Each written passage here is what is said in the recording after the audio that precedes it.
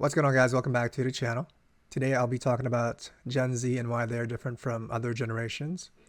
I will be speaking from a perspective of someone who has managed Gen Z in the past and also is around a lot of Gen Z folks. When I bartend on the weekends, I see them a lot. And we'll be reacting to a video from a channel, Large Man Abroad. So we are going to go right into it. Everybody, welcome back for another video. Just let's jump into it. There's been so many videos lately that are just kind of beating up on Gen Z, and I really do have an opinion on it. And I think it is a little more kind of counter to the common consensus that they're just horrible generations. And I think I might want to play a little bit of devil's advocate on this one. And so the question is, what's wrong with Gen Z? Why are they so different? Are they a cursed generation? And in this video, I really want to go over 3 different reasons why I think Gen Z is the way that it is, honestly. So let's go ahead and start with number 1. They grew up in constant uncertainty. As a millennial, we talk about all the things that we've lived through in our lives: the recession, 9/11, Iraq, Afghanistan, the housing collapse, the political division that we've seen over the past decade especially. But the fact is, most of us were pretty much adults when these things started to happen, maybe in our late teens, but kind of old enough to really kind of deal with these. A lot of us grew up in some of the best times in America, the 80s, the 90s, when times where America knew who it was. And That's true. Millennials, for us, we are the youngest and last generation to ever experience and had a sliver of taste of what it was like when America was supposed to be America in the 90s and early 2000s. And we are the youngest and the last generation to experience life without the internet and without the smartphone. So we know what it's like, really how America is supposed to be versus the reality right now. Global and cultural influence was at its peak. I think Gen Z grew up into a world of really constant turmoil. Starting in 1996 or 1997, that means that they would have been about 5 years old when 9/11 happened. And since then, it was real just kind of cascading events that lasted more than 20 years to get us to where we are today. Gen Z grew up in a world that was created by Halliburton, by General Dynamics, by Dynacorp, by Triple Canopy, the big military-industrial complex. They were a generation raised under the umbrella and the embrace of the military-industrial complex. It was an era where war was pretty much the constant backdrop in our society, even if it wasn't so present all the time in our lives. Obviously, it was more of a background noise, a constant thing that was always there. America playing a part in a war somewhere. War was the backdrop of their adolescence. And in this adolescence, the US really ran off of slogans of hope while simultaneously bombing kids on the other side of the world. That's a great point. And I want to touch on, I don't want to get too political. Gen Z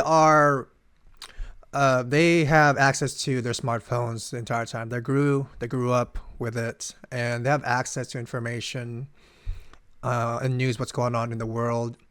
And so when a war breaks out or a conflict, like for example, the war or conflict in Gaza and Israel, they see these images and they have obviously this reaction to naturally horrors of conflicts and wars. And in our time, millennials and prior, anti-Semitism wasn't really a thing, but now it is. At least it's on the rise because of how Gen Z sees that on their on their phones, and they have this gut reaction to, man, that's to all the horrors of war. Bombing poor kids from villages who really had nothing to do with anything. Casualties of war. But this was something that was commonly known. This is something that kids grew up seeing on Live Leak, even on YouTube, before it really changed to what it is now. And they watched as a generation of Americans, as multiple generations of Americans marched off to fight for corporate interests, veiled in a kind of cracked facade of patriotism, while at the same time Wall Street gutted the housing market and sent countless families into ruin. Gen Z watches justice and accountability was set aside because those who robbed their families were too large to fail. And that leads to number 2. Gen Z, they resent old power. Whether you like it or not, really for the past decade, we've seen as new generation come up, Gen Z, cry out for change. They're a generation that's been propagandized and used by aging. Because of that access to the smartphone, Gen Z, as I mentioned already, they know what is going on with the older generations like millennials, Gen X, and the boomers, and they see what is waiting for them, and it's not good at all. I don't want to be too doom and gloom here, and I try to be hopeful in this channel, but I am also a realist. And Gen Z, they are a smart generation, and they get a lot of shit for being lazy. In my opinion, they are not lazy. They are unmotivated because they see what's going on, and they work hard, in school, or at least try to, and try not to get distracted in social media. But they see all this shit that's going on in the world right now. And what they see is, even if they do everything right, like how the millennials have, or even Gen X, they see that there's not a lot waiting for them on the other side. And so they're not motivated, and they would rather forget about things and, quiet quit and, be disconnected from reality just because they know pain is essentially what is waiting for them. Politicians only to have their wishes, their demands belittled and mischaracterized. It's a generation of ideological orphans left to their own device. And as much as older generations like to deride the youth and paint them and their demands as infantile, where were we? When academia preyed on them and politicians used them, what did we do? We laughed at compilations of their efforts online. We collectively deem them to be unfavorable and unworthy. So how can we be surprised that they look up at the effigy of the past with anything other than resentment? Millennials and Gen X to a degree are, if anything, the failed parents of a bastard generation. And that generation is Gen Z. And that leads us to our last reason. They were robbed of their culture. It wasn't Gen Z who taught themselves to hate America and the West, that they have no right to have any pride in their roots or in their traditions.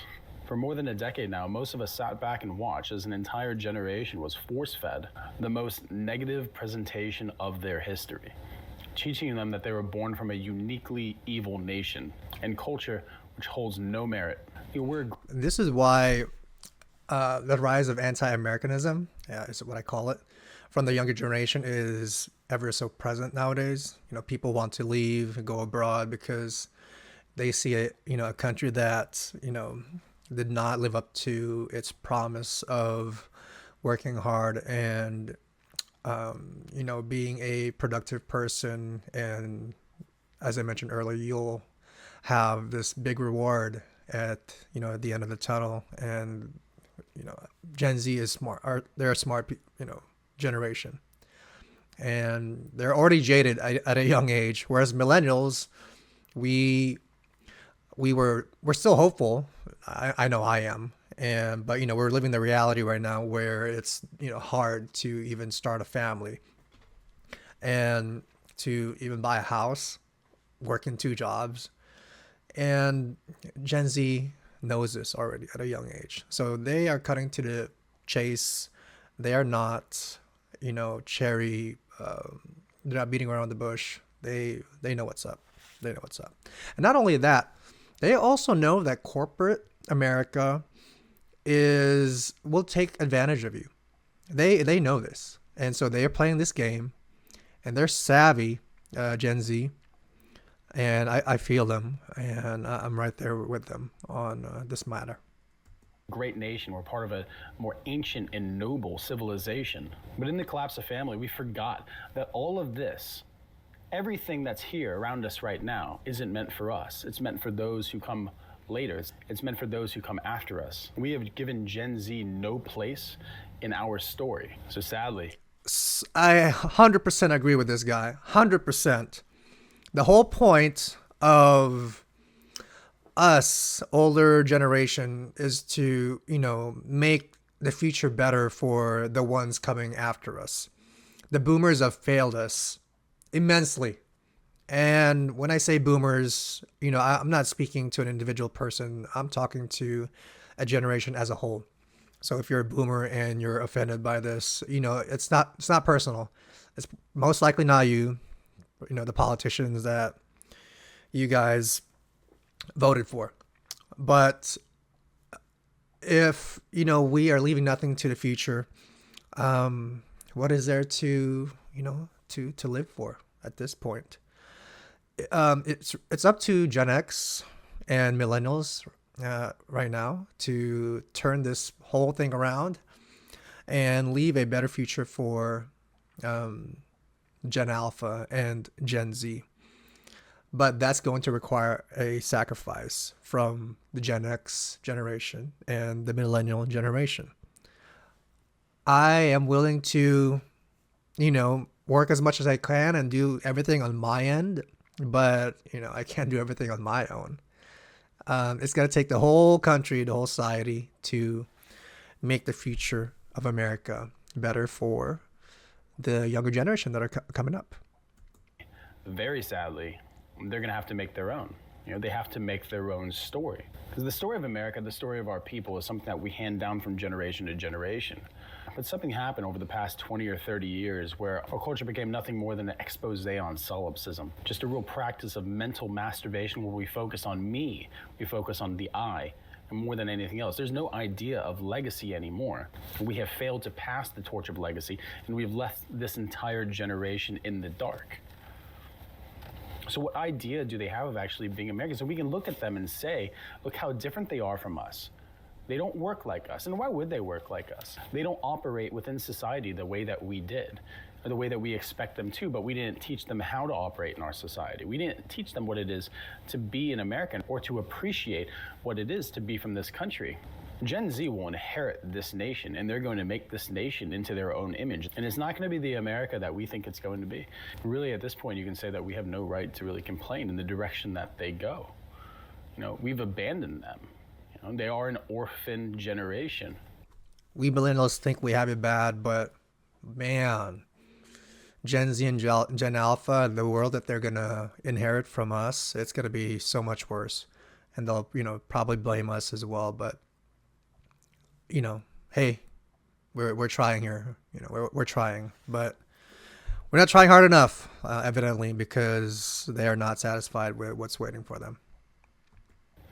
What responsibility do they have for us? If we've sat back for the past 20 years and just derided any of their actions, any of their wants and wishes we've belittled, as much as, yes, I can look at videos online and see selectively chosen clips of people who look very uneducated. But I don't think that that's anything that's particular to Gen Z. It was only 10 years ago that everyone was talking about how lazy, how stupid, how boring, how unoriginal millennials were. And then maybe this is something that just happens from generation to generation, but I can say that there is something very different about Gen Z. And that difference isn't a small one. And I think it's going to have a real ripple on the legacy of our nation, the identity of what it is to be from our country. And this is a very unique time to be in America. This is a very unique time in our history.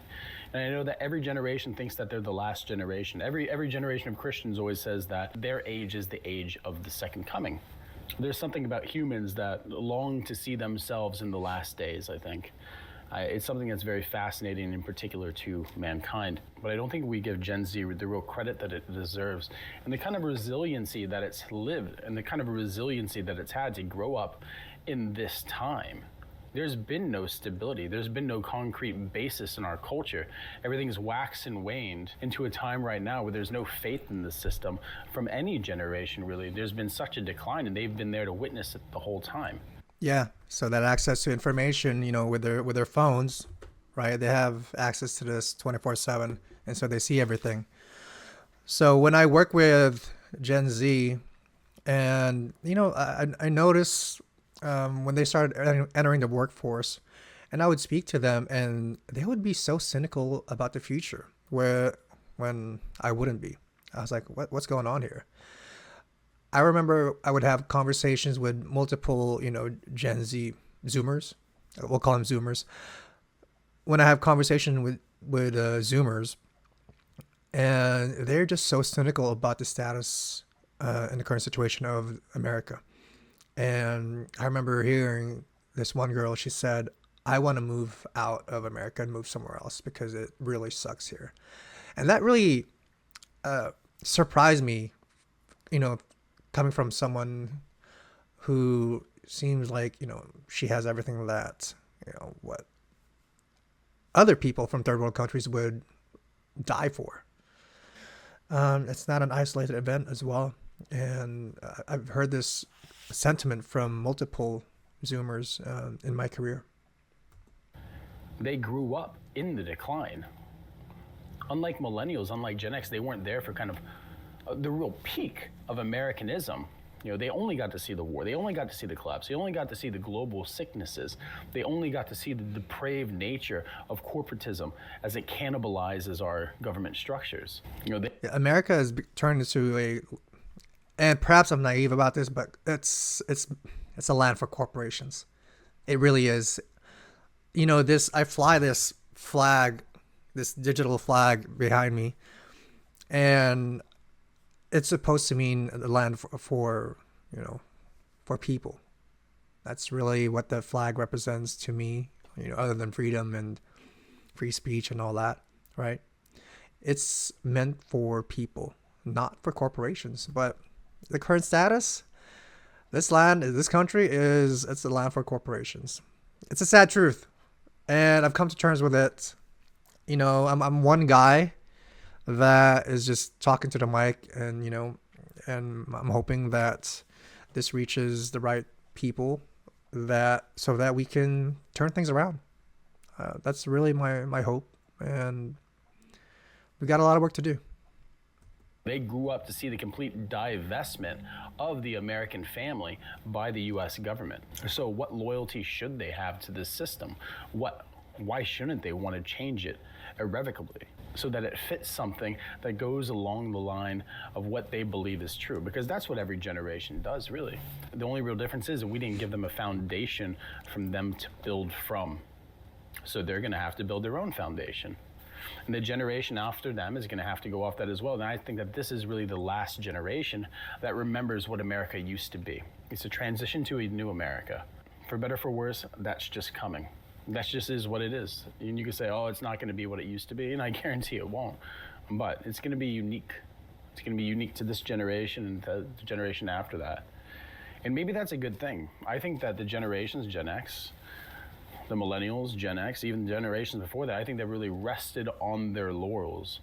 When we look at the best architecture in America, we're not talking about things from the 80s, 90s, and after that. And we're looking at things much older. It may sound strange now because it is a young generation and it's growing into themselves. But who's to say that Generation Z, as laughable as it may be to some of you, won't bring a new kind of renaissance?